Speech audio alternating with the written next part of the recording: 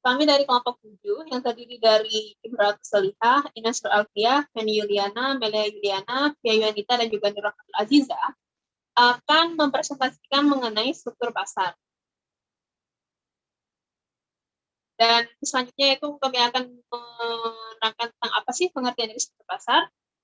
Jadi pengertian struktur pasar atau market structure adalah suatu variabel yang menunjukkan karakteristik dan kondisi suatu pasar seperti jumlah pembeli dan penjual, keadaan produk, keadaan pengetahuan penjual dan pembeli, serta keadaan rintangan pasar.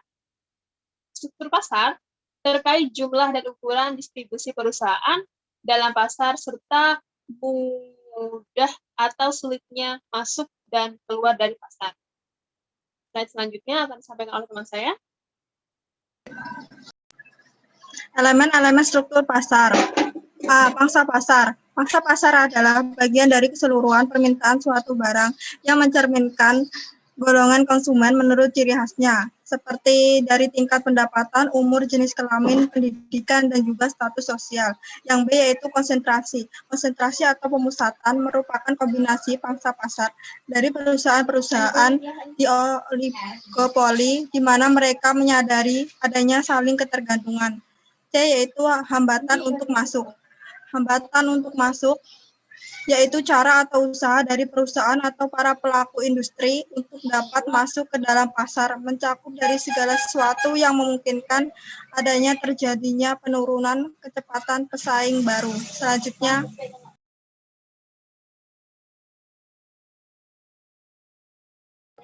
Selanjutnya yaitu unsur-unsur struktur pasar.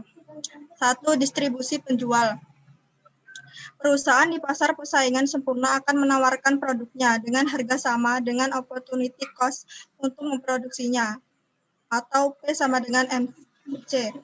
Untuk memaksimalkan keuntungan, perusahaan akan memilih output optimal pada saat MR sama dengan MC.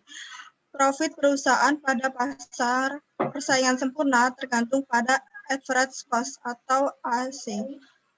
Yang kedua yaitu distribusi pembeli. Jumlah dan besarnya pembeli berpengaruh terhadap struktur pasar. Pada industri mebel, jumlah pembeli cukup besar sehingga kecil kemungkinan pembeli dapat mengatur harga. Namun, pada produk yang dibuat atas dasar pesanan atau buy order dalam kuantitas yang besar dan berkelanjutan, pembeli dapat menekankan harga penjual. Selanjutnya akan dijelaskan oleh rekan saya.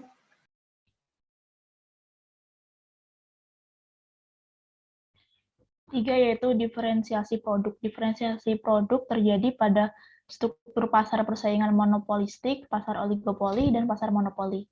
Diferensiasi bisa terjadi pada kualitas produk yang sama tetapi berbeda warna, rasa, dan lainnya, atau jenis produk yang sama tetapi kualitasnya yang berbeda. Diferensiasi produk dapat menciptakan market power sehingga dapat menurunkan intensitas persaingan. Yang keempat yaitu halangan memasuki pasar. Kondisi di mana perusahaan potensial yang akan atau baru masuk ke dalam suatu industri atau new entrants mengalami kesulitan karena tidak memiliki banyak keunggulan kompetitif sebagaimana dimiliki perusahaan yang sudah ada sebelumnya dalam industri tersebut. Yang kelima, struktur biaya. Struktur biaya ini berhubungan dengan bagaimana perusahaan dapat menciptakan skala ekonomi, lingkup ekonomi, maupun perubahan teknologi yang dapat memenangkan persaingan akibat operasi perusahaan efisien. Selanjutnya akan disampaikan oleh teman saya. 6. Integrasi vertikal. Tujuan dari integrasi vertikal adalah untuk menjaga hubungan baik perusahaan dengan supplier maupun pembeli dalam rangka penguasaan pasar melalui kekuatan penggabungan ataupun kerjasama yang intensif.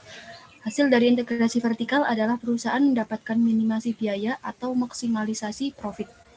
7. Konglomerasi. Konglomerasi bagi perusahaan menunjukkan apakah perusahaan berkonsentrasi pada satu jenis produk ataukah memproduksi berbagai macam produk yang berlainan. Bentuk-bentuk struktur pasar. 1. Pasar persaingan sempurna.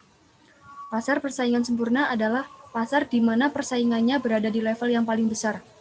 Dapat dikatakan sempurna karena di dalam pasar penjual sama-sama menjual barang sejenis dan tidak ada persaingan harga di dalamnya, serta para penjual dapat bebas keluar masuk pasar karena di dalam pasar persaingan sempurna tidak ada penghalang atau barrier. Pasar persaingan sempurna ditandai dengan ciri-ciri sebagai berikut. A. Terdapat banyak perusahaan di pasar. B. Komoditas yang diperjualbelikan adalah homogen. C. Perusahaan adalah pengambil harga atau price taker. D. Pembeli mempunyai informasi yang sempurna tentang keadaan pasar. E. Setiap perusahaan mudah keluar atau masuk industri. Selanjutnya adalah pasar monopoli. Pasar monopoli merupakan kebalikan dari pasar persaingan sempurna. Di dalam pasar monopoli hanya terdapat satu penjual untuk satu jenis barang tertentu. Pasar monopoli merupakan suatu pasar atau industri di mana perusahaan individual memiliki kontrol atas harga output mereka. Pasar monopoli ditandai dengan ciri-ciri sebagai berikut. A. Pasar monopoli industri yang terdiri dari satu perusahaan. B. Tidak mempunyai komoditas pengganti yang mirip dan tidak tergantikan. C. Perusahaan monopoli dapat mempengaruhi penentuan harga. Selanjutnya adalah pasar persaingan monopolistik. Pasar persaingan monopolistik adalah bentuk pasar yang di dalamnya terdapat banyak penjual yang menghasilkan atau menjual produk yang berbeda-beda. Pada dasarnya, persaingan monopolistik adalah pasar yang berada di antara pasar persaingan sempurna dan monopoli. Pasar persaingan monopolistik ditandai dengan ciri-ciri sebagai berikut. A. Adanya diferensiasi produk. B. Terdapat banyak produsen atau penjual. C. Produsen sedikit mempengaruhi harga. D. Produsen dapat keluar masuk pasar. E. Promosi penjual harus aktif. Selanjutnya akan dijelaskan oleh teman saya.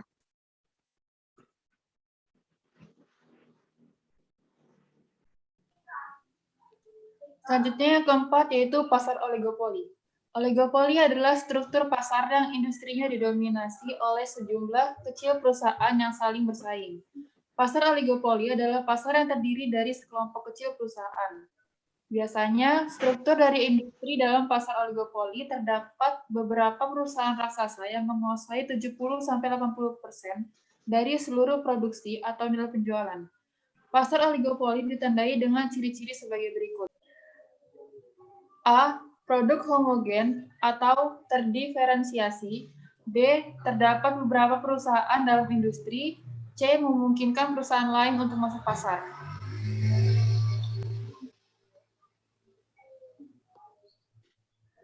Sekian presentasi dari kelompok kami. Maaf jika ada salah-salah kata. Wassalamualaikum warahmatullahi wabarakatuh.